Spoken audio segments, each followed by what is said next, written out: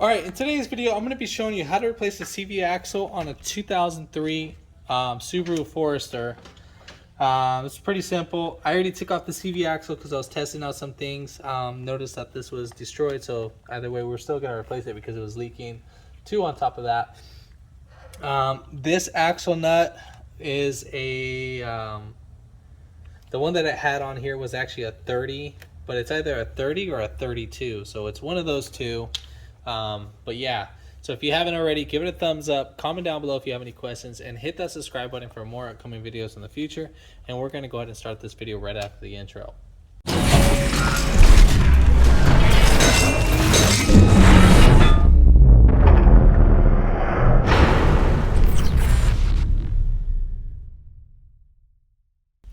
Alright, so first things first, I will show you how to jack up the car. I'm going to take off the wheel and then we'll get up to that little situation, so it'll just be a little bit semi-backwards. So now I'm going to go ahead and take off my lug nuts. Those are 19 millimeters.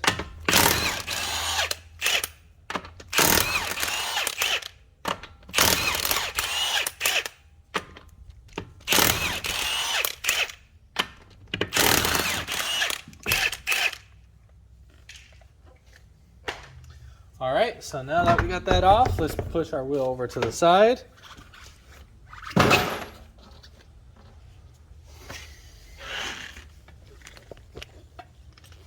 So as you can see right here, that's where I have my jack stand, and where I lifted it up from was actually the subframe right here. So I lifted up from right there and then so forth. Alright, so let's check this out.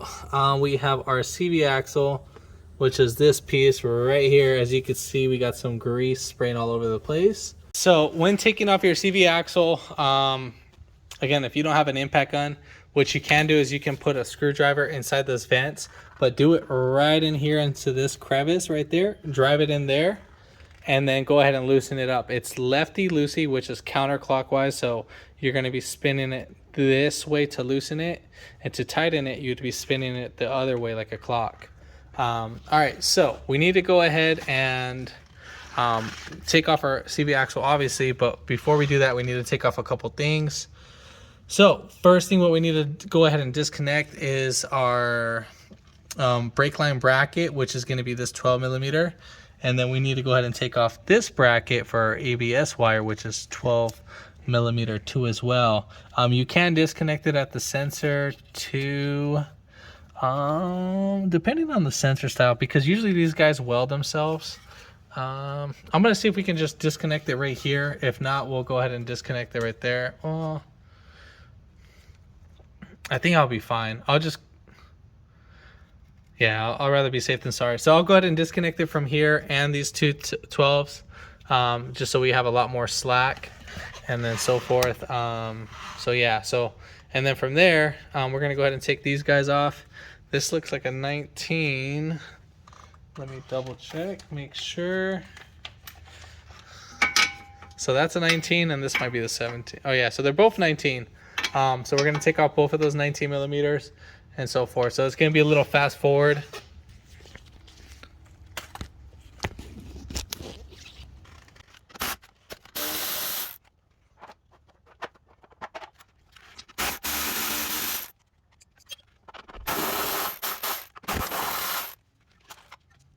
All right, so we got enough slack for this guy. So let's go ahead and take off this. Now there looks to seem to about two different bolt sizes. I don't know if this is even correct. Looks like someone's already been in here.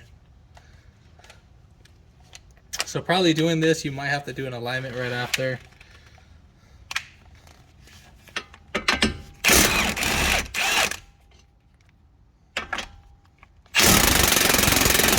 So if your bolt keeps spinning, just go on the other side and get some pliers or an adjustable wrench or another 19 millimeter. We'll go ahead and just hold that.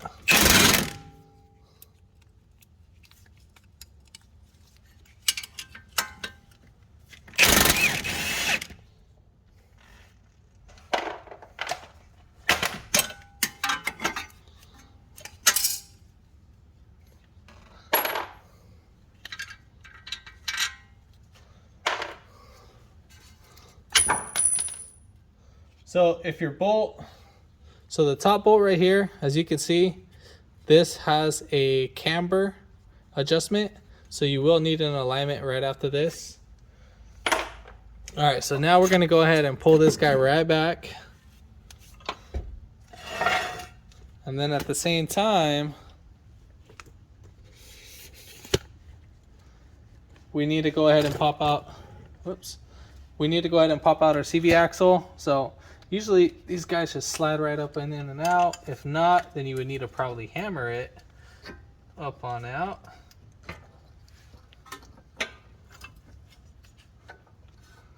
So we'll just pull this back. Oh, sorry, you guys can't see that. So as I was doing that, I was pushing with my thumb inside here into the hole, and I was angling this. And so I'm pushing down. At the same time, I'm gonna angle up. I can find a decent size angle. If not, let's see, should be able to push down.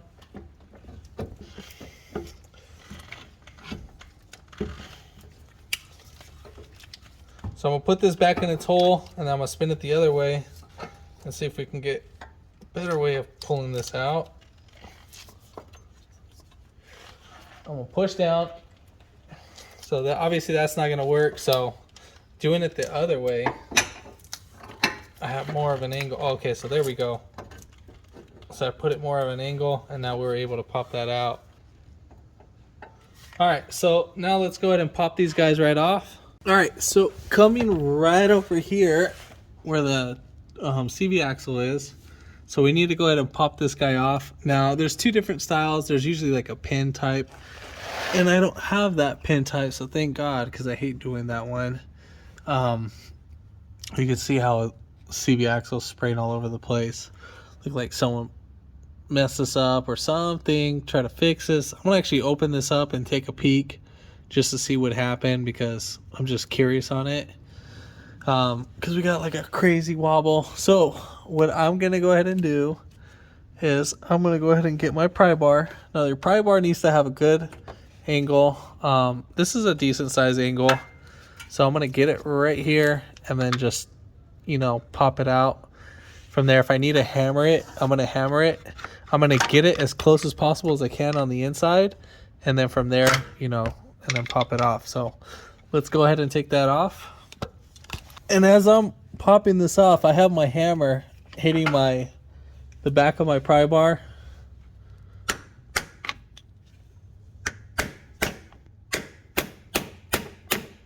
All right, so there we have it. Got that popped off. I don't think any fluid is gonna come off, but you never know. Well, popped it back in place. All right, so now we're gonna go ahead and pull off our axle.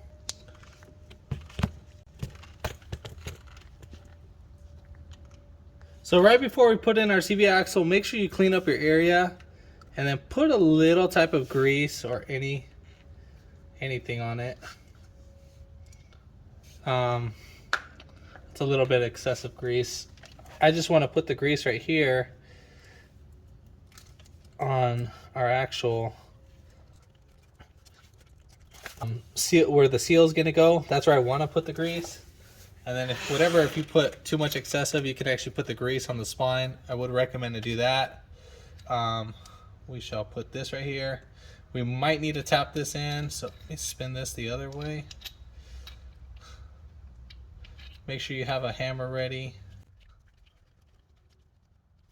All right, so I'm gonna go ahead and pull out this axle, so hopefully no fluid comes out. Oh, snaps. Dude, look at that. Look how shot this thing is. The bearings are shot, so of course this thing is gonna wobble. Oh yeah. Dude, this is where we're getting all our wobbles from. All right, so our CV axle didn't come out all the way. So as you can see right there, normally they would, but mine had a little zip tie holding that in. So obviously no fluid is leaking out. So now we are gonna go ahead and slide in our CV axle. So when sliding this guy in, you need to make sure you spin it in and make sure that it's centered and flat in there. So make sure that that's in there. So I'm just pushing it in. So I'm pulling it back a little bit. See, I'm stretching it out a little bit, but not a lot. And then I'm punching it in. And then you'll keep doing that until you'll hear it clip in, until you have to go see it till it's fully seated in. So I didn't have to hammer this one in. All right, so I'm gonna show you how it's supposed to be seated. So right here, see how that's it? That's how that's supposed to be seated. So make sure it's that seated in. Let me zoom in so you guys could see. So it's about, looks like 1/8 of an inch. So see how my finger can't go in there? So that's what we want. All right, so now we're gonna go ahead and put in our CV axle. So angle it like that. So we're gonna put it at an angle like this and then bring it right in. It should just sit right in there. And then you're just gonna angle it up, and then you might need to spin the rotor until this guy seats right in. So wiggle this back and forth until it catches. And once that catches and the CV axle goes in, then we're good. We're gonna go ahead and spin this. Man, these shocks are shot.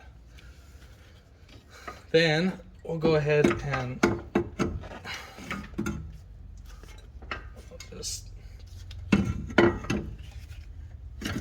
just like that. Then at the same time, I'm going to use my knee and my hand to lift up.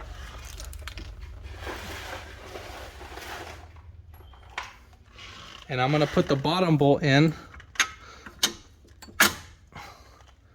We got that bad boy in. And then I'm going to go ahead and put this guy in. So if you need to, just push on the rotor in and out until it wiggles. So forth. Our washer was up on top. Our bolt or nut was right here. Both of the nuts look the same. So all right, so we got this right here, and then we got this. We're gonna go ahead and tighten that down, and then I'm gonna tighten down the little bracket that's over here.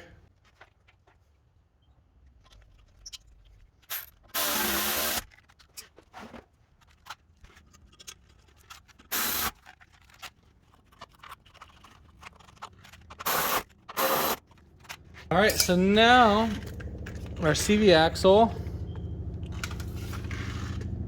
let's go ahead and, so you see how much debris we have right up in there in our CV axle area? Clean that out. Try to make sure it doesn't go inside, because we can get an uneven wearness when we bolt it, and that will cause the axle not to fully seat. Now, everybody's gonna have their own preference. I'm gonna go ahead and hit it with an impact gun. I'm using a 32 millimeter. You can torque this down to specs. I don't know the torques, but I've been doing this for so long, so I know what a good feel it is for it.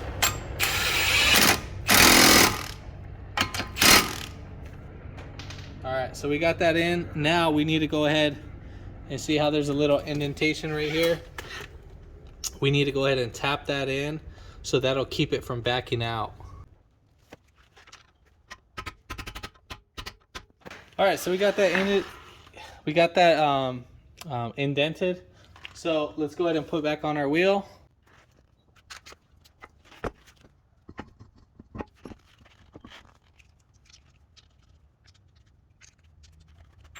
So we're gonna go ahead and bolt this in a star pattern. So we're gonna go 1, 2, 3, 4, and 5. Make sure that the wheel's fully centered in. So I would snug down 2 first. And then once these 2 center the wheel, then we can go ahead and tighten it down.